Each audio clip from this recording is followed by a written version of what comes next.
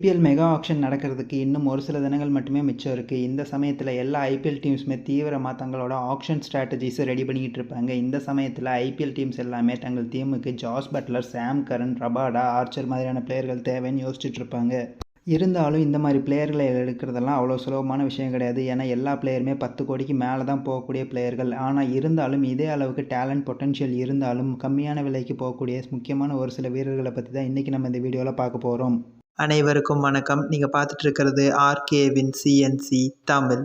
இன்றைக்கி நம்ம இந்த வீடியோவில் பார்க்க போகிற பிளேயர்கள் எல்லாமே ஆக்ஷனில் கம்மியான விலைக்கு போவாங்க. இல்லை அப்படி இல்லாட்டி கூட ஒரு சில பிளேயர்கள் அன்சோல்டு கூட ஆகலாம். இருந்தாலும் அந்த பிளேயர்களுக்கு வாய்ப்பு கிடைக்கும் பட்சத்தில் பெரிய பிளேயர்களுக்கு ஈக்குவலான ஒரு பர்ஃபார்மன்ஸை இவங்களாலேயும் ஐபிஎல் மேட்சஸில் தர முடியும். அந்த மாதிரியான ஒரு சில பிளேயர்களை பற்றி இன்றைக்கி நம்ம பார்க்க போகிறோம். வாங்க வீடியோக்குள்ளே போகலாம்.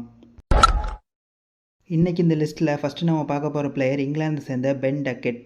ஆக்ஷன் லிஸ்ட்டில் இருக்க Devon Conway, Jake Fraser McGurk, கைடன் மார்க்கர் மாதிரியான பிளேயர்களுக்கு இவர் கொஞ்சமும் சலைச்சவர் இல்லை. அதிரடியான பேட்ஸ்மேன். ரீசெண்டாக நடந்து முடிஞ்ச 100 டோர்னமெண்ட்டோட ஹையஸ்ட் ரன் கெட்டராக இருந்தார். இங்கிலாந்து டீமுக்காக டெஸ்ட்டில் கூட அதிரடியாக விளையாடக்கூடிய ஒரு ஓப்பனிங் பேட்ஸ்மேன். இவர் எந்த டீமுக்கு போனாலும் நல்ல அதிரடியான ஸ்டார்ட் கொடுப்பாரு.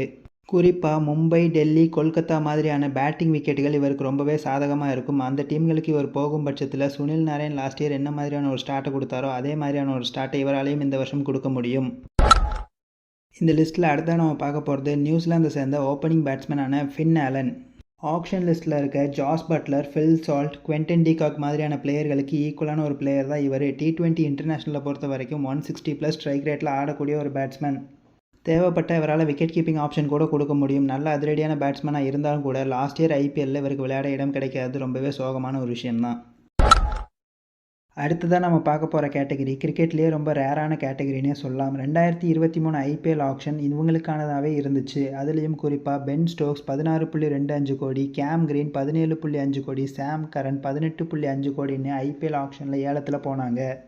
இப்படிப்பட்ட கேட்டகரியில் இருக்க 2 அன்னோன் டேலண்டட் பிளேயர்ஸை பற்றி இப்போ பார்க்கலாம் வாங்க. இதில் நாம் ஃபஸ்ட்டு பார்க்க போகிறது Shane Watson, Marcus Stoinis, Mitchell Marsh வரிசையில் வந்திருக்க ஆஸ்திரேலியாவோட நியூ ஃபாஸ்ட் பவுலிங் ஆல்ரவுண்டரான Aaron Hardie. Last year Big Bash லீகோட செகண்ட் ஹையஸ்ட் ரன் கெட்டர். ஆஸ்திரேலியாவுக்காக ரீசெண்ட் டைம்ஸில் ரொம்பவே நல்லா பர்ஃபார்ம் பண்ணியிருக்க ஆல்ரவுண்டர். எந்த டீம் இவர் எடுப்பாங்கன்னு பொறுத்து இருந்தால் நம்ம பார்க்கணும். இந்த லிஸ்ட்டில் இருக்க இன்னொரு ஃபாஸ்ட் பவுலிங் ஆல்ரவுண்டர் ஆப்கானிஸ்தானை சேர்ந்த அப்கமிங் டேலண்டான அஸ்மதுல்லா ஓமர்சாய்.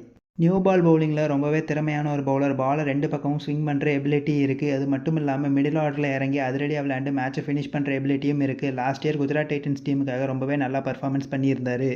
இந்த ஆக்ஷனில் எப்படியும் புது டீமுக்கு போயிடுவார்னு எதிர்பார்க்கலாம். அடுத்ததான் நம்ம பார்க்க போகிறது நியூ பாலில் ஃபயர்ஸை டெலிவரிங் பண்ணக்கூடிய டாலான ஃபாஸ்ட் பவுலர்ஸ் 2 பேர் தான். இவங்க 2 பேருமே ரீசெண்ட் டைம்ஸில் இந்தியாவை டெஸ்ட்டில் ரொம்பவே ட்ரபிள் பண்ணியிருந்தாங்க.